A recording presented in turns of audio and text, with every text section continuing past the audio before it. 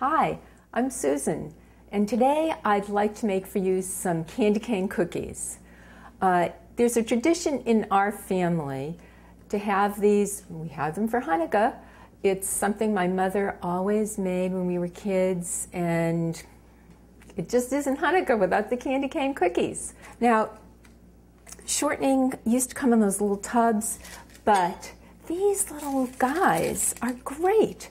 You just open it up, pop it in. You don't have to fool around with the measuring of this, which is like really kind of pain in the neck. All right, that is half a cup of that. And then you do half a cup of butter, which you have to soften. The shortening, the Crisco, is really soft. And you can really leave the butter out for a long time and soften it. All right.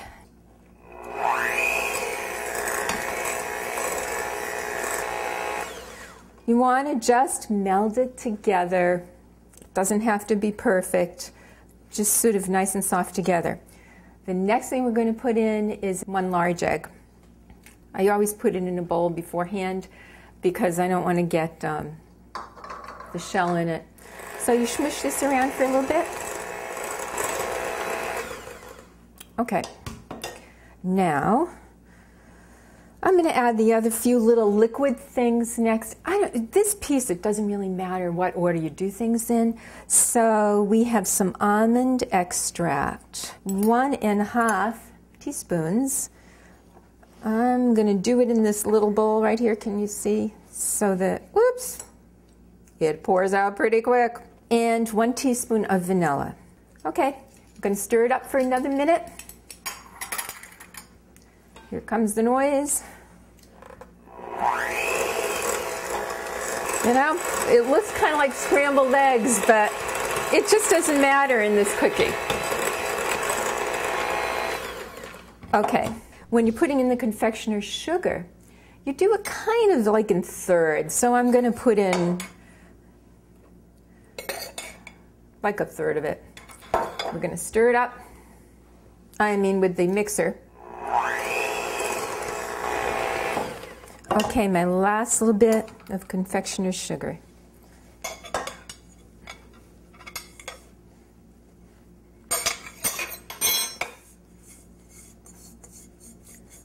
Always okay to use your hands.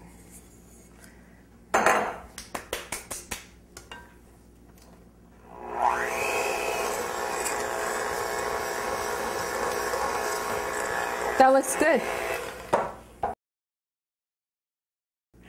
So we're going to use the bowl with dough, and we're going to mix into it our flour into it. It's 2½ cups of flour. Now I did pre-sift the flour, and we added a teaspoon of salt. Sifted that in with it too. So we're going to try to do this in 3 batches. Just works out better. That's kind of a third. Okay. Got my old antique stirring spoon, which I really like. And here I'm stirring in a figure 8 kind of a pattern because it really, and then you turn the bowl to, it kind of works more of the dough into it. It gets into it more evenly. Really grabbing onto the spoon because now it's getting a little heavier, but it's not super heavy kind of dough where it's like, oh, yikes. Just have to put a little more force into it.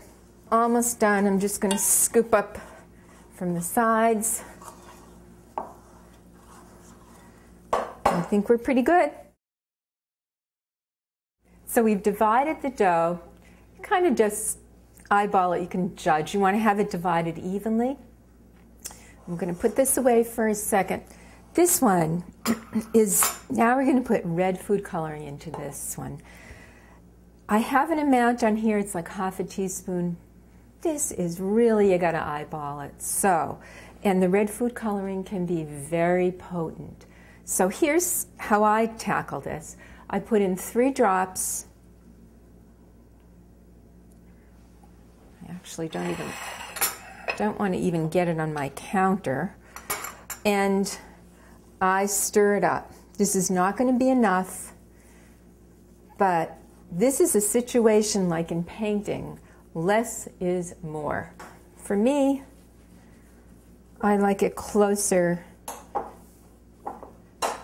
to this pinkier shade. But really, there's no right or wrong here. Just do it to your preference.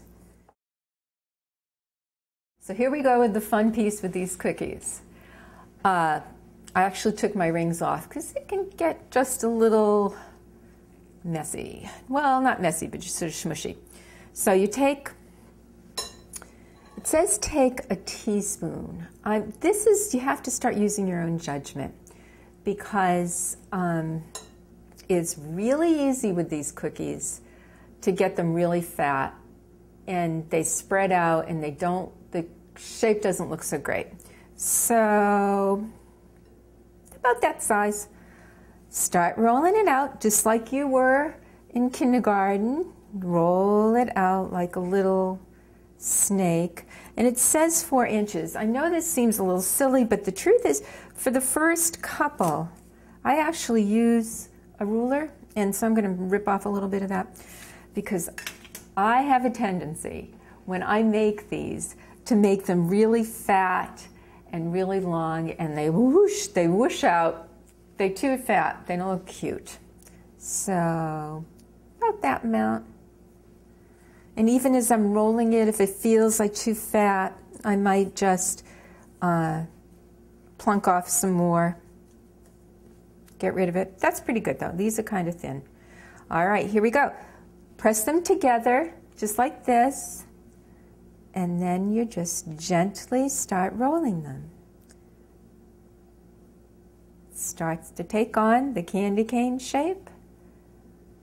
Is that not cute? Look at it. Then gently, yeah. You know what? Hey, I'm glad that happened because it doesn't matter. Smush it back together again. And we're going to plunk it on our parchment paper. I learned after many a year, because this is kind of a fragile cookie when you pick it up with a spatula at the end, that if you use parchment paper, it just really comes off nicely.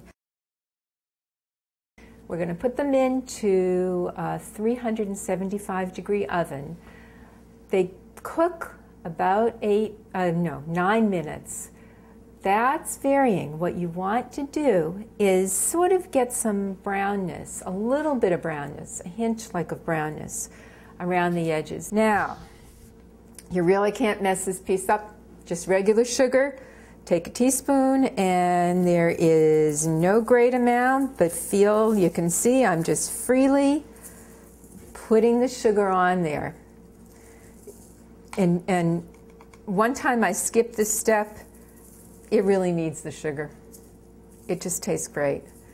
You really want to see a good dusting of it on there.